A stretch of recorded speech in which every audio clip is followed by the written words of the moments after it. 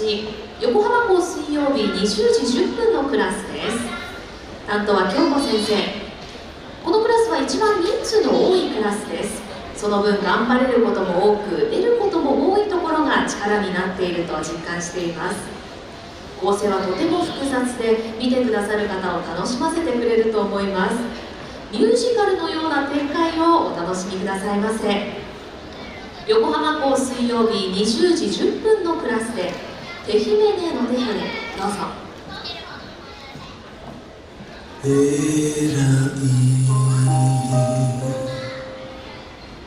参りにあやたんは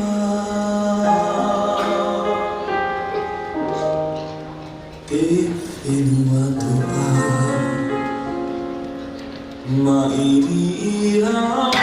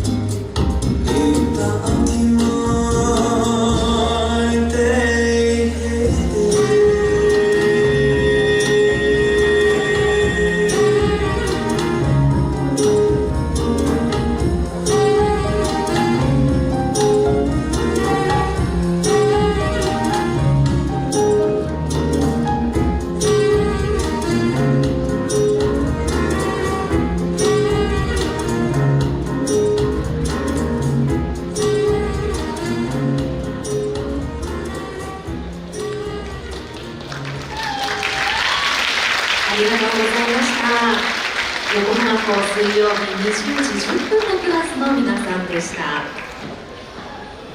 プログラムナンバー19、横浜港のイベント